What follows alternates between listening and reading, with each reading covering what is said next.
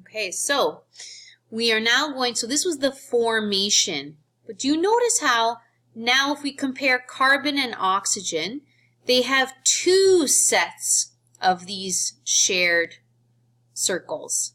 So when we're drawing this out, each of these circles gets one dashed line.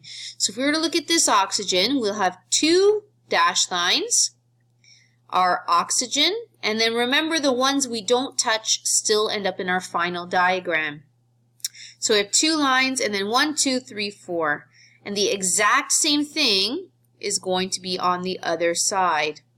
So we have two of these circled sharings, and then we have 4 electrons that are untouched. So again, this is the formation and final molecule. So this, see how now we have two lines?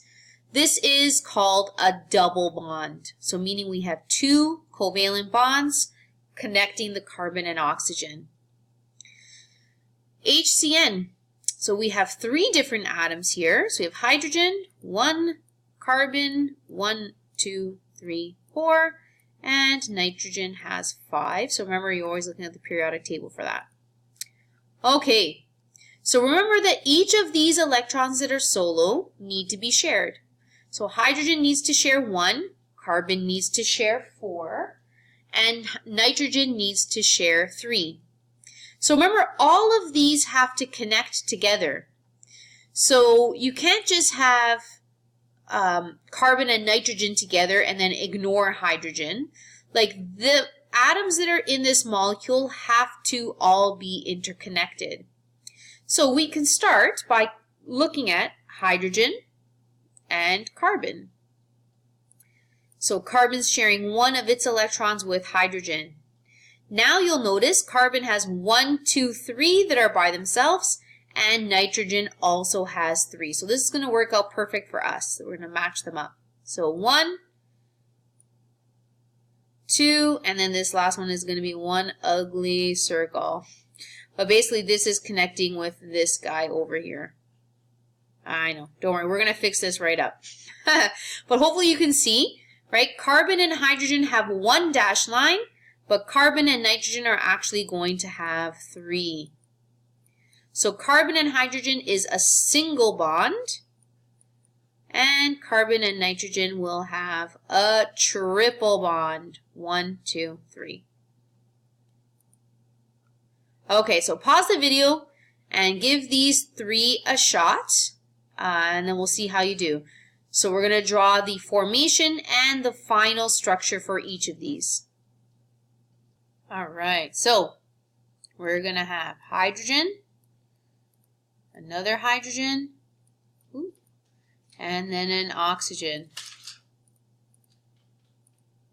All right, so you should have hydrogen sharing with each of oxygen's single lone electrons.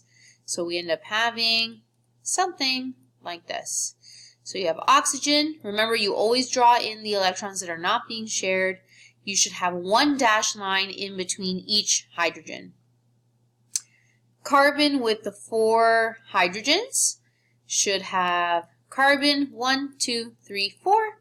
And this actually works out perfectly that each hydrogen will share with each of those lone electrons.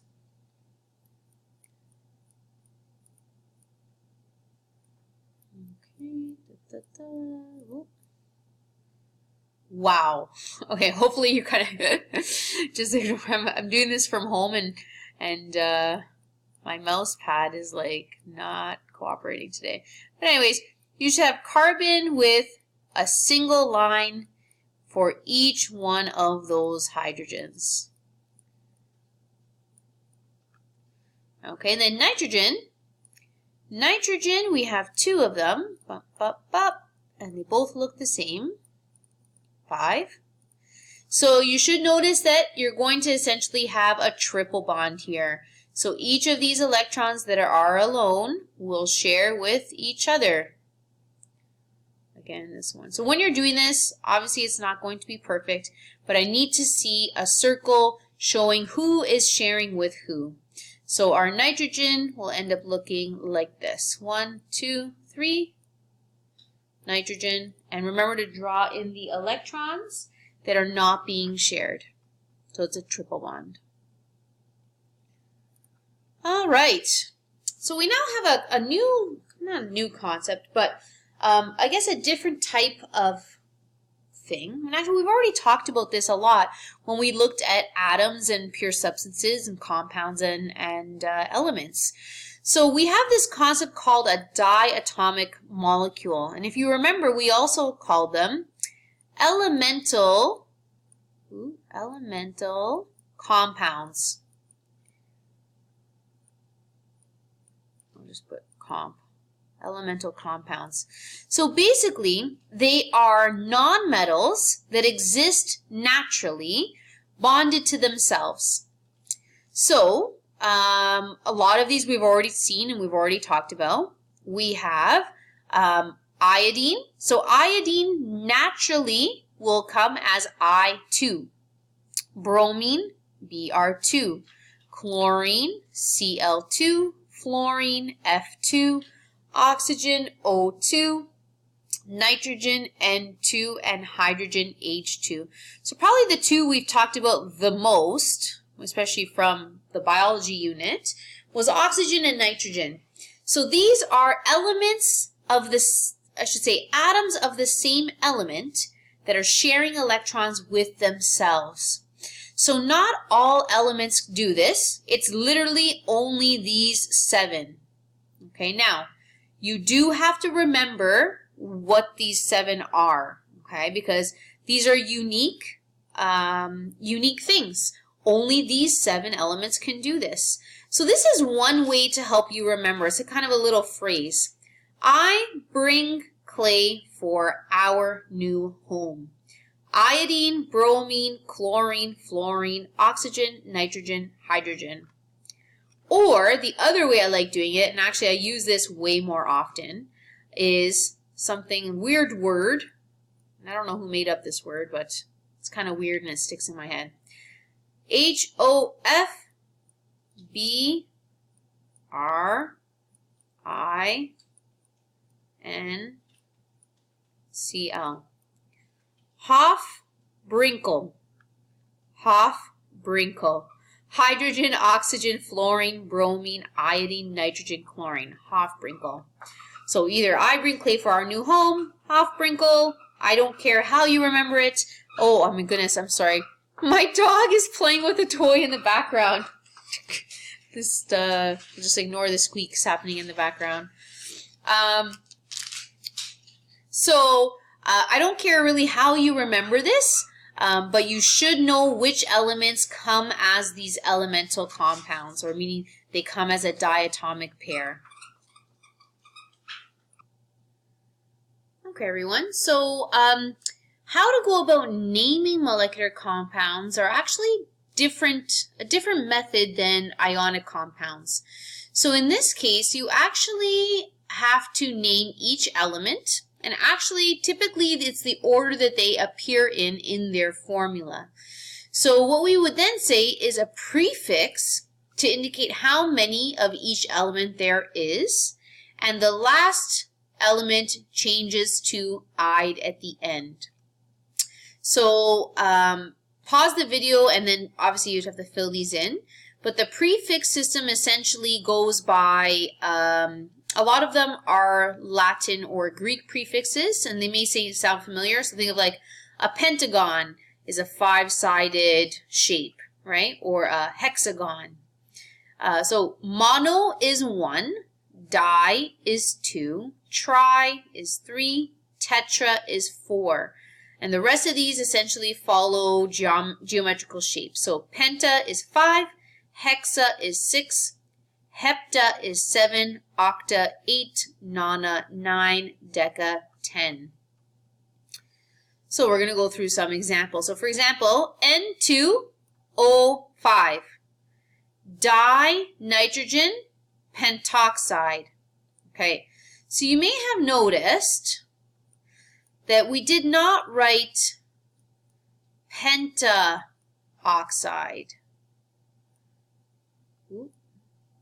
Pentaoxide. And there's actually a reason for that. With oxygen,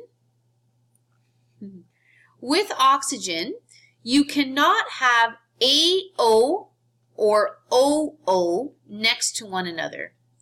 So what happens is we drop the A. So instead of saying pentaoxide, we say pentoxide. And actually, oxygen is the only one that has this rule for whatever reason. So di meaning 2 nitrogens, and then pent meaning 5. And of course, because it's the last element, we say ide. So here we have nitrogen, tribromide. So here's another rule. So the first rule was this, and this will come up in your note later on.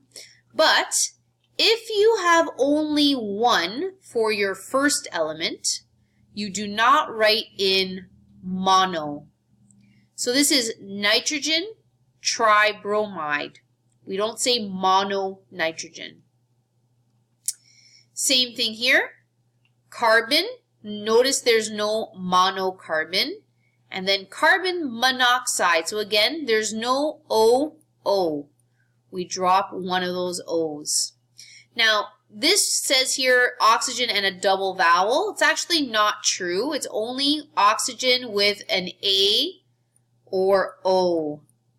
So if you have an I, like if I had trioxide, oh my goodness, right? Trioxide actually works.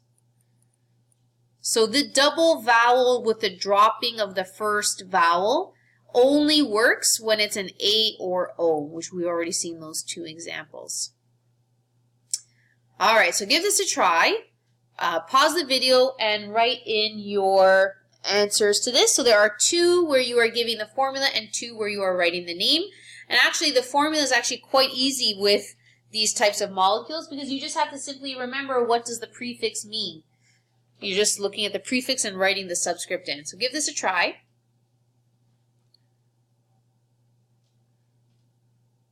All right, let's see how you did. So carbon disulfide should be 1 carbon, 2 sulfur. Bi3 is boron triiodide. So see how it's like I? That's actually okay. That's a proper way. It's only the oxygen that has that rule. All right, so, and again, remember we do not put mono in front for the first element. Dinitrogen tetroxide, so notice the A is dropped, right? You have 2 nitrogen and 4 oxygen. Also, notice you do not reduce. Reducing or simplifying is only in ionic compounds. So for this one, you literally just go by however many there are. Nitrogen monophosphide. So no mono for the first one, but we do put mono if the second one needs one.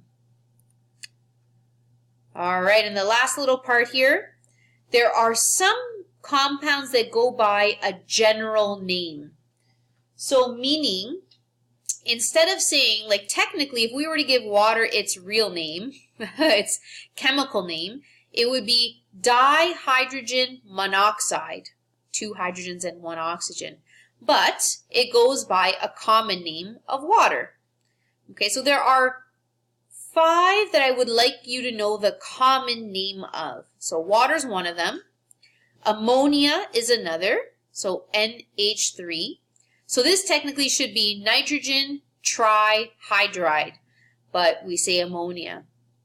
Hydrogen peroxide is H2O2. We actually saw that in our lab.